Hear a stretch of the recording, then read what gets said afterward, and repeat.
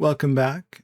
I'm going to continue on with the master key, and I'm picking up from where we left off in the last video, which was master key number 2. Let's just dive right in. Number 3, the threshold of transcendence, 33 in technology and purpose. For the cartographers, 33 represents the energy of liberation, the frequency required to break free from terrestrial and intellectual limitations. Cosmic reach. From Launch Complex 33 to Kennedy Space Center's Runway 33, the shuttle landing facility oriented at 330 degrees to true north, to the 33 engines of the Starship, the largest flying object ever produced, with the Block 3 ship set to use the Raptor V3 engines, which are on track to being the highest thrust, single-chamber, single-nozzle, liquid-fueled engines ever flown. The number 33 therefore marks the gateway to the stars. To achieve escape velocity and break free from the Earth's gravity, a vessel must reach a delta V, or change in velocity, equivalent to 33 times the speed of sound at sea level, also known as Mach 33.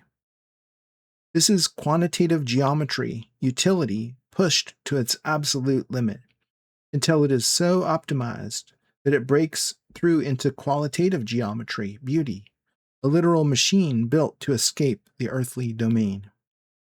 So we have the 33 Raptor engines on the left, and the sacred geometry of that engine pattern on the right.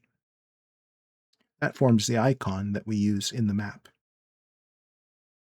Amazing fact, one super heavy booster burn releases about 27.9 terawatt hours of mechanical energy over just 169 seconds to main engine cutoff, roughly matching Chicago's annual electricity needs of around 30 to 32 terawatt hours. Of course, this is academic, as it's a one-time pulse, not grid-ready electricity, but it gives you a sense of the energy needed to lift 333,000 pounds, payload equivalent to orbit, in reusable mode. The Super Heavy booster utilizes 33 Raptor engines to achieve Mach 33 velocity required to escape Earth's hold. While the symmetry of this arrangement suggests a preordained master key, this configuration was not born from a desire to match a number, but from the first principled necessity and relentless iteration that SpaceX has mastered. In this depiction of their sacred geometry, the 3 vacuum engines at the core require greater space for their larger nozzles, an engineering necessity to compensate for the lack of pressure in the void of space. Musk confirmed in a post on X, best rocket engine ever, that the Raptor 3 engine has 330 bar main chamber pressure. That's 330 times atmospheric pressure in its full-flow staged combustion, a world record giving the highest thrust-to-weight ratio of any engine.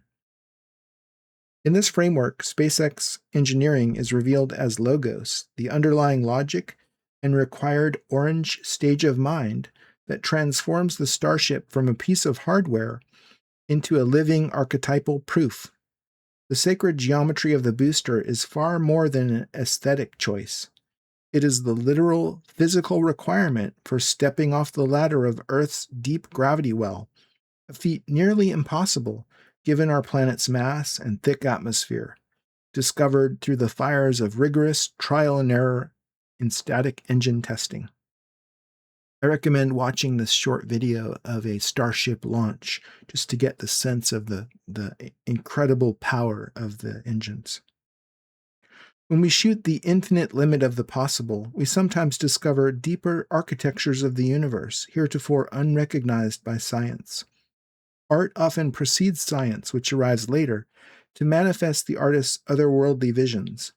It took Star Trek to imagine the cell phone, and the next generation to envision the tablet, generations before they became hardware. However, the quantitative mindsets that designed the Super Heavy booster might never have considered the South Campus of the mind's qualitative goodness revealed here, risking a view that misses the master key entirely, missing a forest for the trees in the North Campus of mind. Please indulge my scribbling matho-mystic poetry on the blackboard here. We're shooting the limit as iteration goes to infinity of engineering, and it's equal to 10 to the power of 32 plus 1, which is the master key. It's one way of thinking of it. Therefore, the integral from 0 to infinity of all possible z's, dz, is equivalent to 33, the master key, QED. Now, this isn't a real equation, it's a poetry. By arranging 33 equations into a precise resonant mandala, we see that the path to the stars is not paved by brute force alone, but by a rigorous alignment with the deep harmonics of reality, a harmony found only through the uncompromising pursuit of functional perfection. In short, as above, so below, is the first principle that is most often missed, yet we see here that it can be simulated into existence through enough iteration.